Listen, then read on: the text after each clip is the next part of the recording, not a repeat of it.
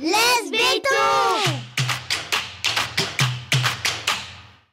Depuis que vous vous demandez sérieusement s'il ne serait pas temps pour vous de quitter la ville, vous avez l'impression que tout le monde, et en particulier les médias, ne parlent que d'exode urbain. Pas vrai ? Est-ce une réalité ou pas ? Est-ce que les citadins fuient massivement les grandes villes depuis le début de la pandémie de Covid ? Pour avoir la réponse à cette question qui a failli tourner à l'obsession chez moi, je ne vous le cache pas, j'ai invité dans ce podcast l'économiste Olivier Bouba-Olga, qui a pas mal de choses à dire sur le sujet. Vous allez l'entendre, ce n'est pas aussi simple que ça, mais il se passe des choses en termes de migration, c'est sûr. Comme Olivier est très pédagogue, j'en ai profité pour le faire parler de son dada, la diversité des territoires. Bref, une conversation passionnante avec un invité passionné. Je suis Amélie Dague, bienvenue dans Laisse béton et bonne écoute.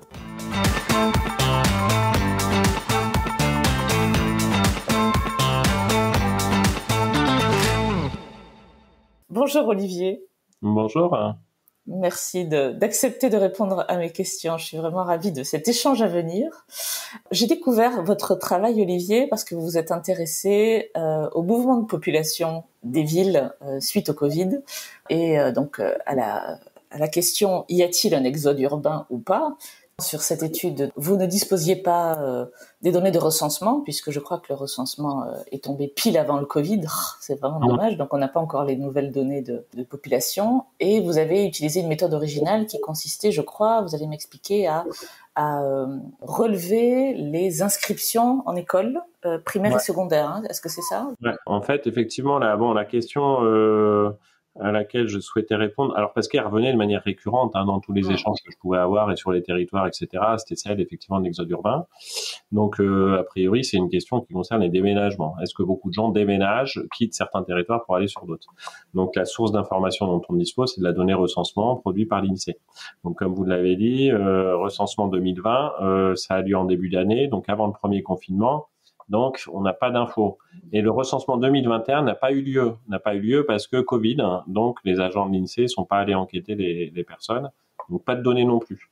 Donc, le seul recensement qu'on a post-Covid, on va dire, c'est 2022, début 2022. Alors, l'INSEE risque de sortir quelques chiffres fin 2022, mais pour le moment, on n'a rien, on n'a pas de données sur les déménagements, quoi. Donc, il y avait un enjeu énorme à se dire, mais comment on peut quand même essayer de documenter ce phénomène à partir de sources indirectes, on va dire.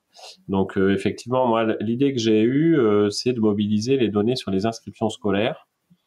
Donc, ça, c'est de la donnée que produit le ministère de l'Éducation nationale. Au niveau de la région Nouvelle-Aquitaine, là où je travaille actuellement, on a une convention avec le rectorat, ce qui fait que j'ai pu avoir accès en novembre 2021 aux données sur les inscriptions scolaires à la rentrée 2021. J'ai pu avoir à disposition les chiffres 2021, 2020, 2019, 2018, etc. Alors l'intuition, quelle est-elle ? Ça consistait à dire, bon ok, on n'a pas de chiffres sur les déménagements, mais si jamais on a beaucoup de gens qui déménagent, qui quittent les grandes villes pour aller sur des territoires, villes moyennes, territoires ruraux, ça doit se traduire un peu dans les inscriptions scolaires avec une évolution, si on regarde avant-après Covid, une évolution moins favorable pour les très grandes villes et une évolution plus favorable pour les autres catégories de territoires, notamment territoires ruraux. Donc finalement, ça a été la stratégie, c'est comparer l'évolution des inscriptions alors entre périodes et entre catégories de territoires. Alors effectivement, c'est des données inscription scolaire premier degré, second degré. Ouais. Donc premier degré, c'est école maternelle, élémentaire, primaire. Second degré, c'est collège, lycée. C'est de la donnée qu'on a à la commune. Ouais. Mais en fait, on a agrégé ça à l'échelle des intercommunalités, parce qu'on a un peu plus de 1200 intercommunalités en France. Et donc, alors peut-être on y reviendra, mais disons, le point, c'est que côté second degré, on voit pas grand-chose, on voit pas d'évolution très notable. En revanche, on voit des choses premier degré. Donc ça veut dire donc derrière premier degré, ça veut dire que ce qu'on voit, donc on voit des mouvements, on voit un peu de mouvement grande ville vers territoire ruraux, ville moyenne. Ça veut dire que ça concernerait plutôt des couples avec des jeunes enfants, puisque premier degré, c'est des enfants en bas âge. C'est pas ultra massif, mais c'est pas anecdotique. C'est pas, voilà, il se passe un peu des petites choses au détriment de certaines grandes villes et au profit de certains territoires ruraux ou périurbains. D'accord. Et vous semblez dire qu'en fait, ces mouvements-là ont commencé avant le Covid. Le Covid a peut-être accéléré un tout petit peu, mais c'était Ouais, c'est on pas est nouveau, vraiment, quoi. ouais, c'est ça. On est vraiment dans la poursuite de processus antérieurs. Alors c'est souvent, d'ailleurs, enfin moi voilà, j'étudie ce phénomène, mais j'ai étudié d'autres phénomènes, hein.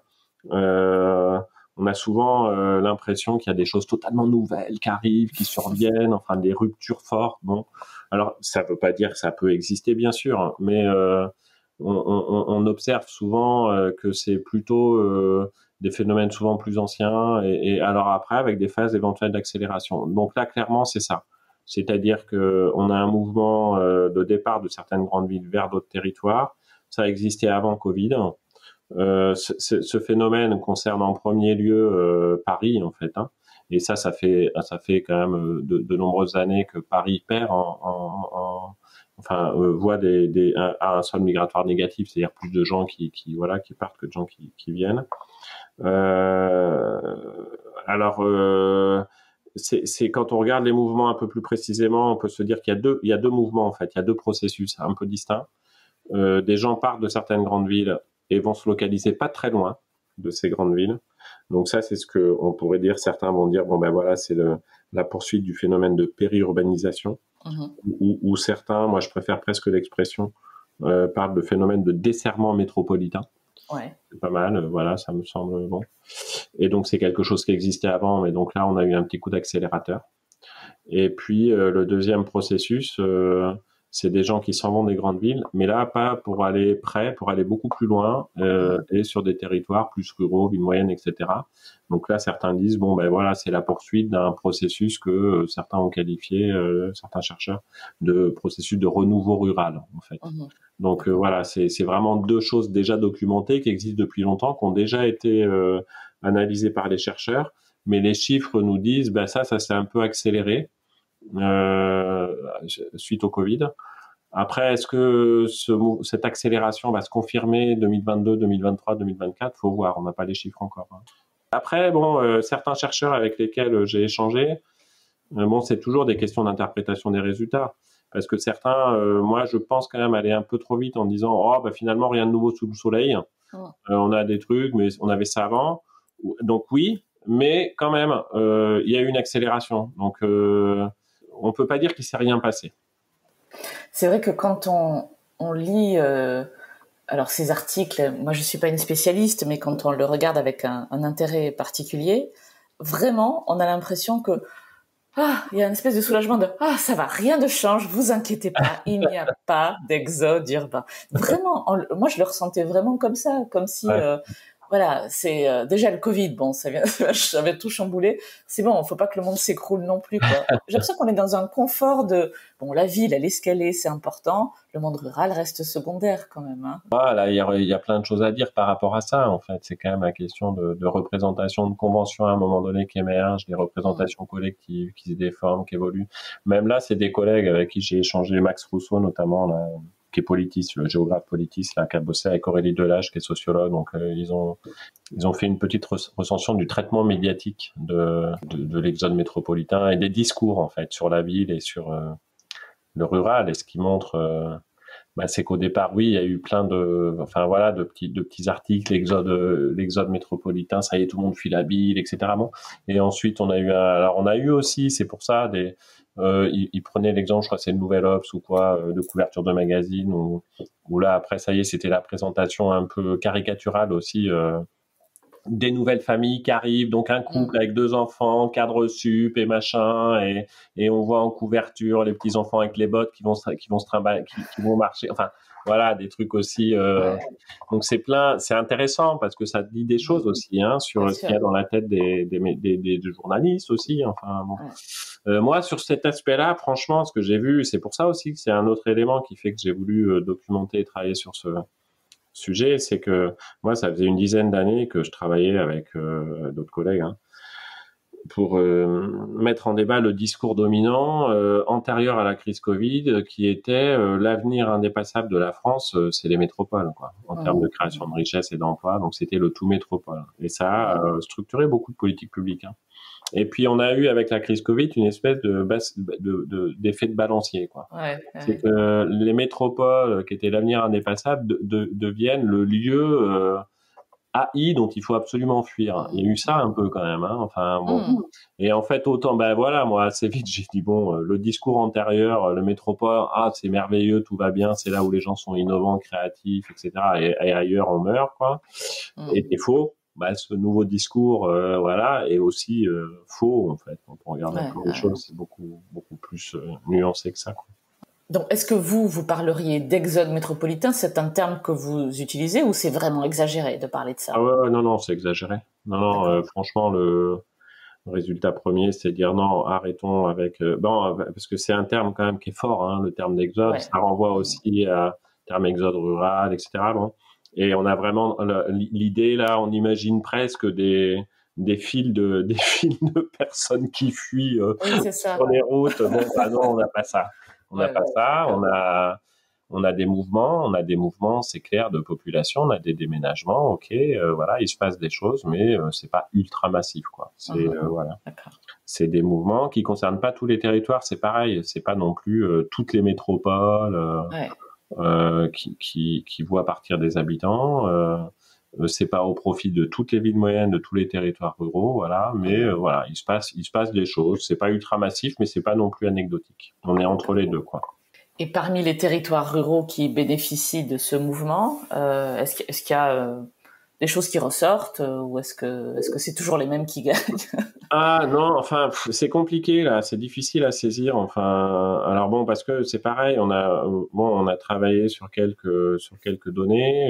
Il faut continuer le travail pour arriver à mieux préciser les choses.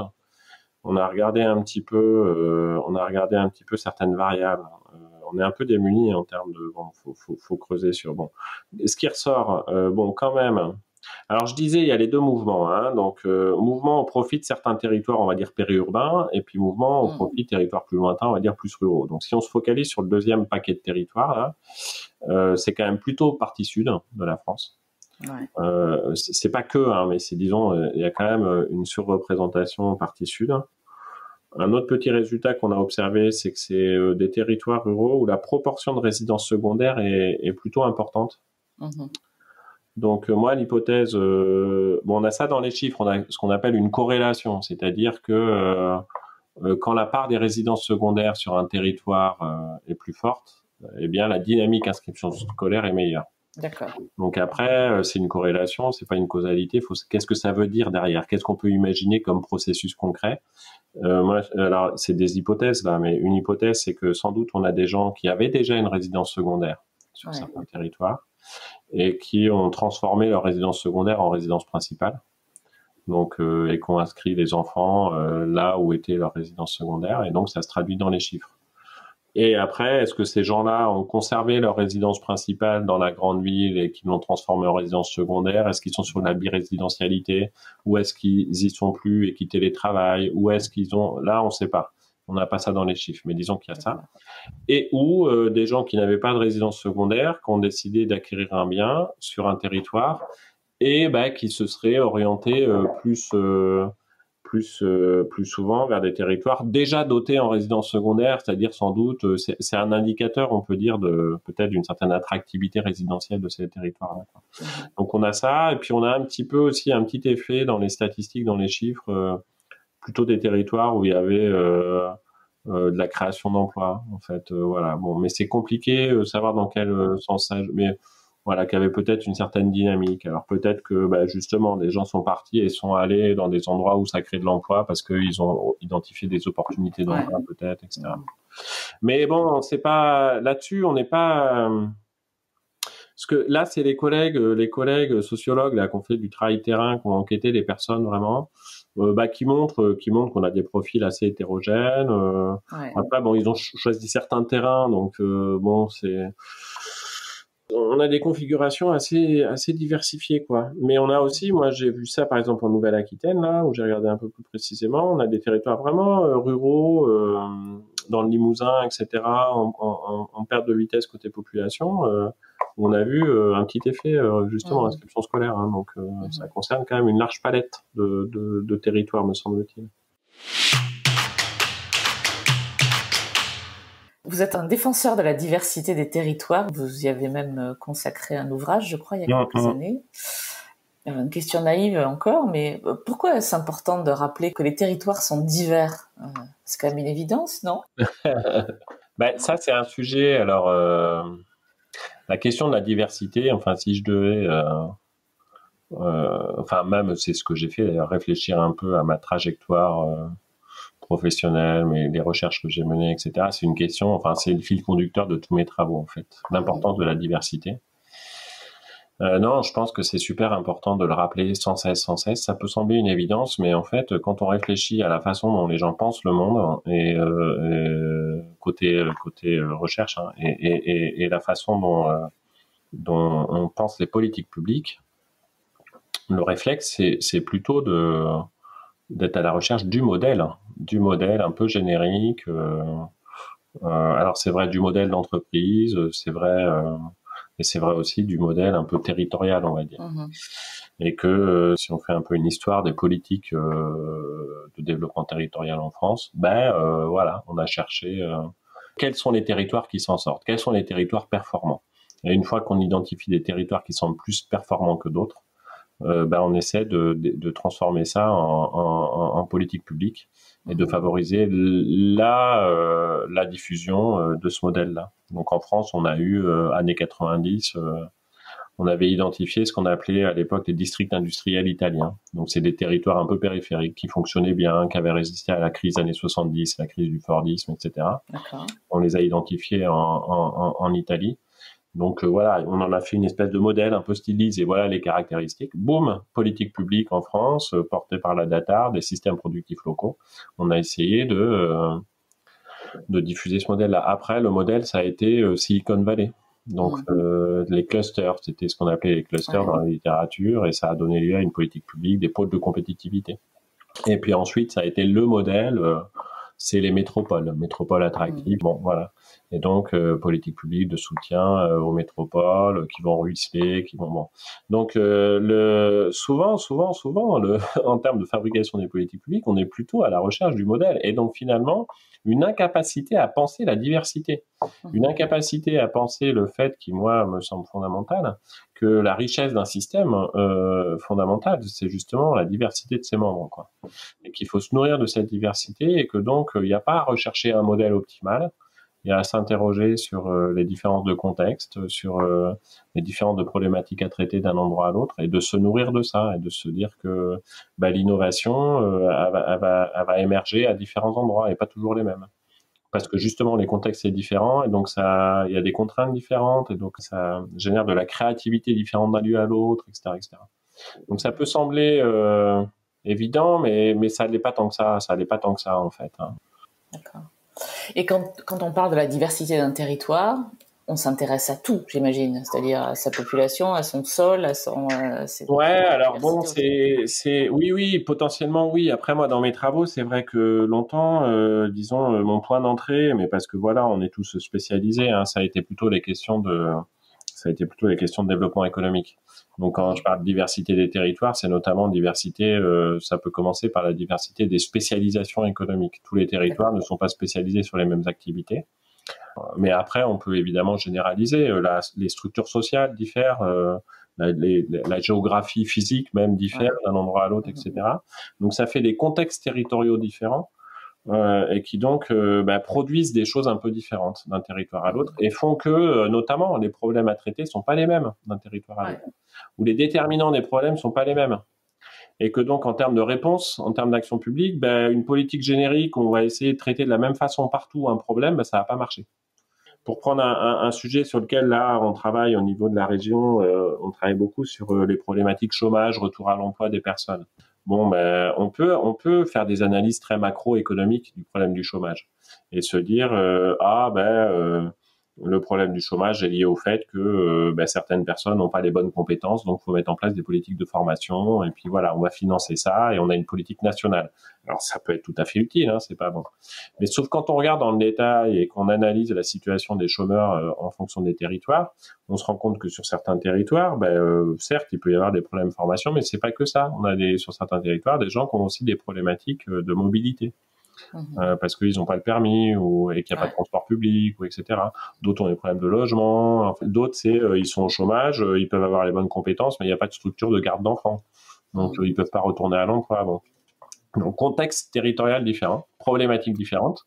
Et donc, si on est juste sur une réponse un peu générique, politique macroéconomique, on va rater des trucs. Donc, c'est ça aussi, c'est prendre en compte cette diversité des contextes territoriaux, des problèmes, des opportunités, et puis brancher après les bonnes politiques.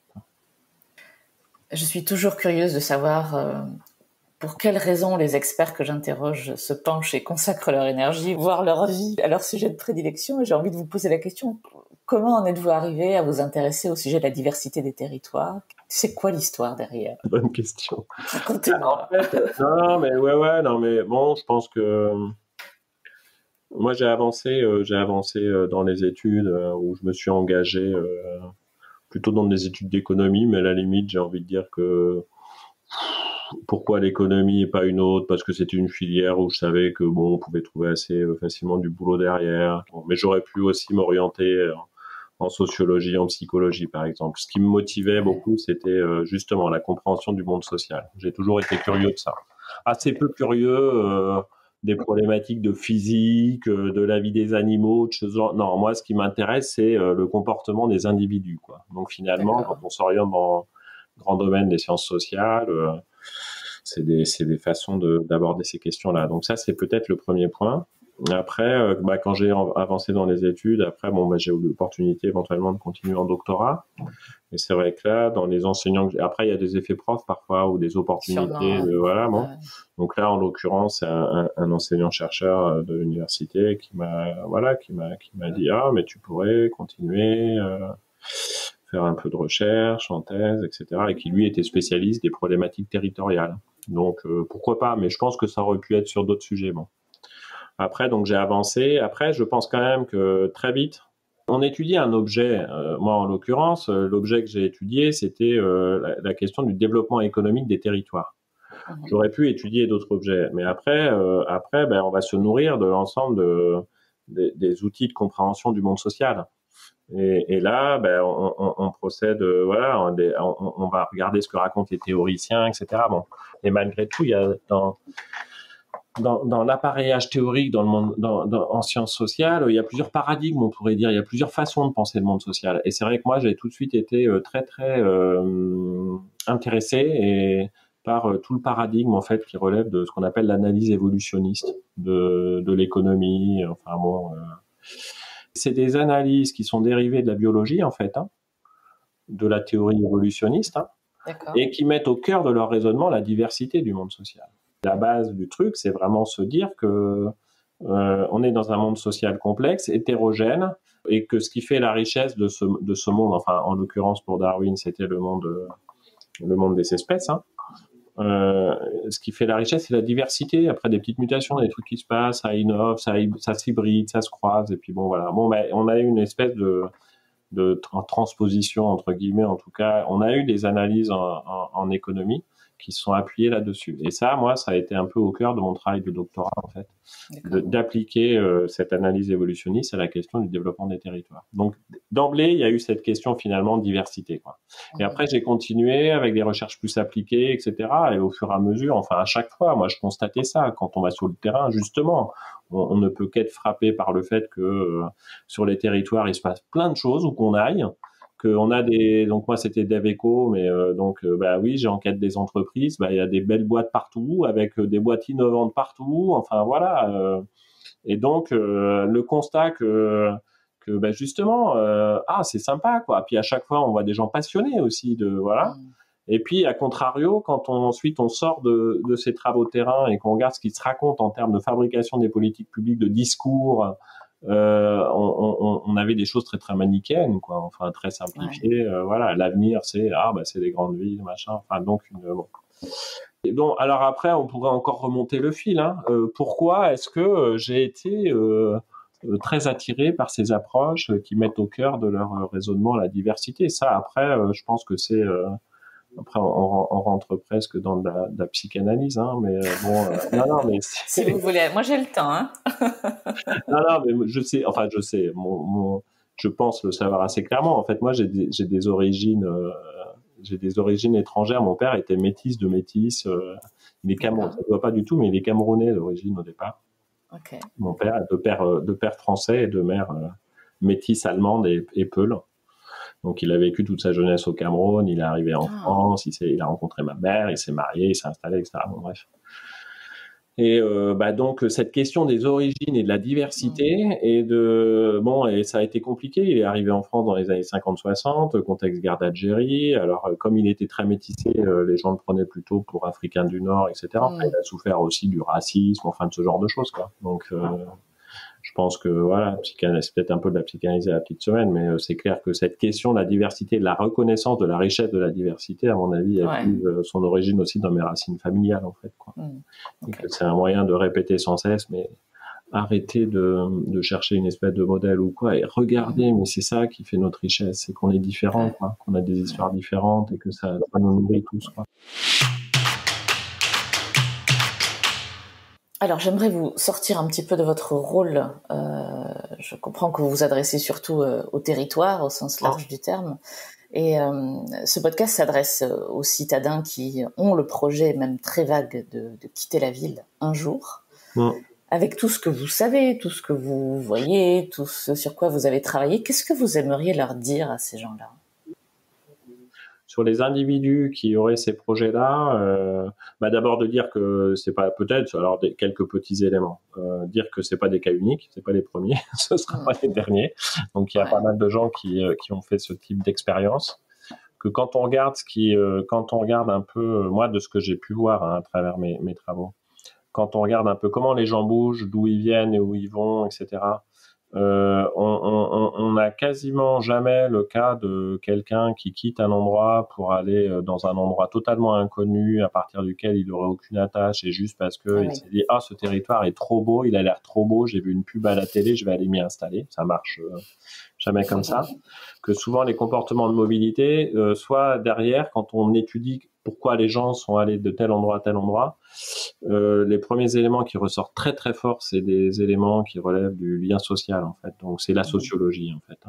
C'est je suis allé à tel endroit parce que j'avais rencontré mon amoureux, le amoureux que j'ai rencontré, il habitait là-bas, donc en fait je suis allé m'installer là où il habitait.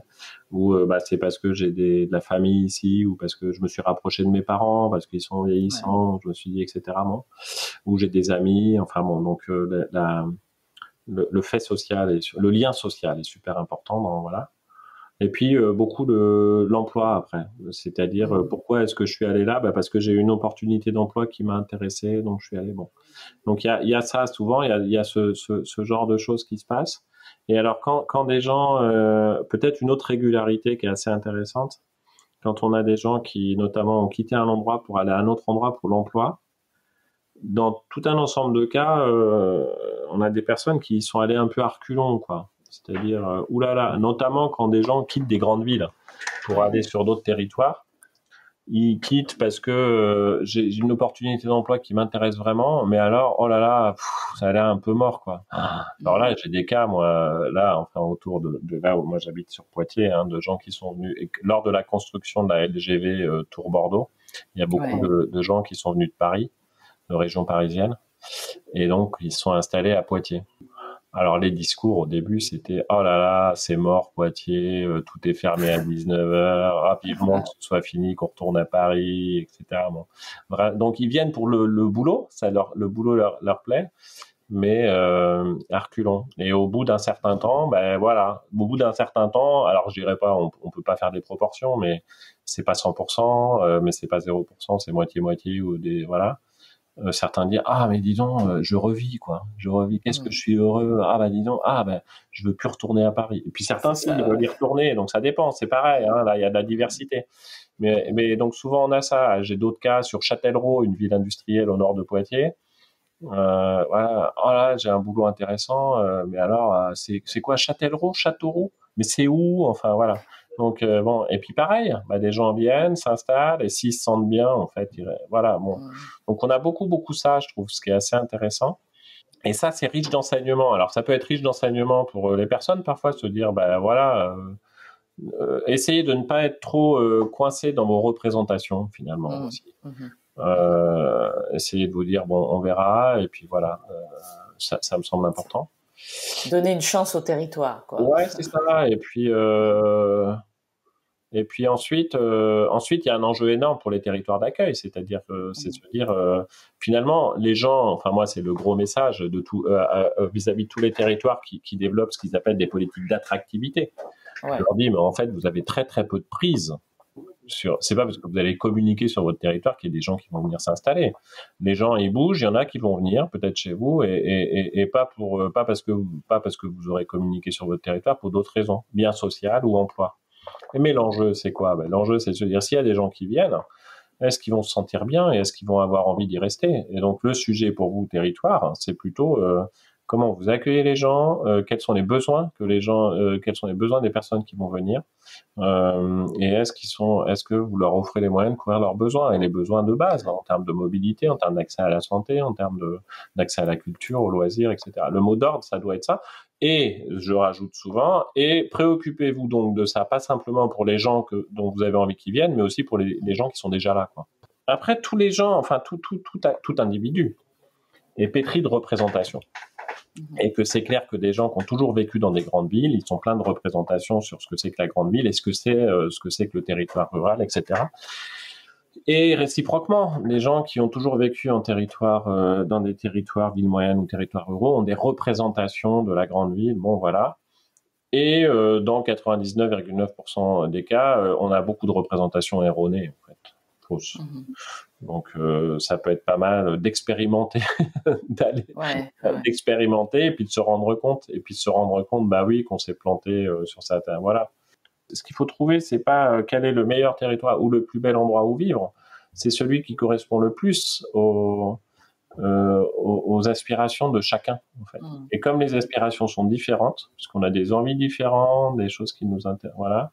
C'est le matching qu'il faut trouver, c'est le bon appariement, en fait. Qui je suis aujourd'hui dans ma vie, où est-ce que j'en suis, ma trajectoire de vie, à quoi j'aspire, et compte tenu de ça, où est-ce que je vais me sentir bien, hein, et pouvoir faire mon trou et développer mon projet, etc. C'est vraiment ça. Le mot d'ordre, ça devrait être ça, je pense, en fait. À quoi rêvez-vous? On parlait de diversité des territoires. Ce serait quoi je sais pas, le schéma idéal qui pourrait se profiler là pour que la diversité soit enfin reconnue et impacte les politiques publiques? À quoi ça pourrait ressembler, ce paysage idéal? Bah justement, peut-être qu'on prenne conscience là de la richesse de cette diversité, que au niveau alors là, de manière très concrète, moi dans mon activité professionnelle, etc., que l'ensemble des politiques publiques qui sont mises en œuvre par la région prennent acte de ça, et qu'on essaie d'améliorer un peu ce qu'on fait, quoi. Qu'on essaie d'améliorer un peu. Moi, un des fils conducteurs de ce que j'essaie de faire au sein de la région, c'est vraiment un peu ce que je disais, c'est-à-dire que le point de départ de ce qu'on doit faire en termes d'action publique, ça doit être les besoins des populations. À la limite, si on veut élargir un peu, disons, besoins présents et futurs des populations. C'est de ça dont il faut partir. Et ces besoins diffèrent d'un endroit à l'autre, etc. Bon, mais il faut les repérer, il faut les analyser, il faut les comprendre, plus que ce qu'on fait, me semble-t-il. Et si on arrive à faire ça, à partir de ces besoins, à identifier comment mieux les couvrir et qu'on agit pour, bah moi je me dirais, ça y est, on a gagné un peu, parce que et je sais que c'est pas facile, etc. Mais déjà, même cette disposition d'esprit-là, elle n'est pas totalement présente, me semble-t-il. Finalement, ce dont on a discuté un peu, c'est des différences potentielles entre monde urbain et monde rural. Donc c'est pareil, c'est une façon de penser la géographie, ça, hein, avec des catégories, en fait. Hein. Alors, bon, bah ça aussi, ça limite. Hein. Ah oui, je veux bien croire. Pour deux raisons complémentaires. La première, c'est que ces catégories, d'abord, elles sont très hétérogènes. On parle de l'urbain et du rural, mais on a une diversité. On retrouve la question de la diversité. On a une diversité de monde urbain, une diversité de monde ruraux. Donc il faut faire attention justement à pas les réduire trop à des deux catégories un peu binaires, quoi. Et vraiment se dire on a aussi dans le monde rural une diversité de contextes. On est plus ou moins loin des grandes villes. On a des cas naturels différents, etc. Donc vraiment aussi prendre en compte ça. Et donc toujours aussi se méfier des catégories. Quand on utilise des catégories, forcément on simplifie. On simplifie les catégories et souvent il y a de l'hétérogénéité au sein de chaque catégorie. Ça c'est peut-être un premier message. Et le deuxième, parce que c'est quand je travaille sur pas mal de sujets, c'est quand même quelque chose qui revient régulièrement. Alors avant tout sur les aspects typiquement de développement économique, de potentialité de développement. Quand on compare les territoires français, les différences de dynamique, elles s'expliquent très peu par des différences urbain-rurales, en termes par exemple de capacité à créer de l'emploi. D'accord. Vous avez des grandes villes qui créent beaucoup d'emplois et d'autres qui en créent peu. Vous avez des territoires villes moyennes qui en créent beaucoup, d'autres très peu. Des territoires ruraux qui en créent beaucoup, d'autres très peu.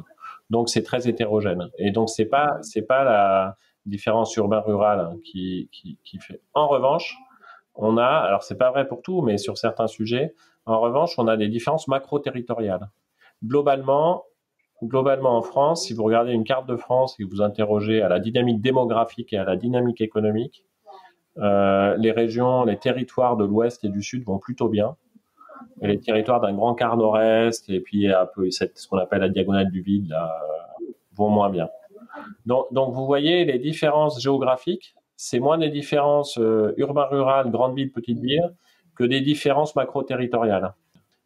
En revanche, par exemple, ça a du sens, cette distinction urbain-rural, sur la question de l'accès aux services et équipements. Là, on a des différences fortes, c'est sûr.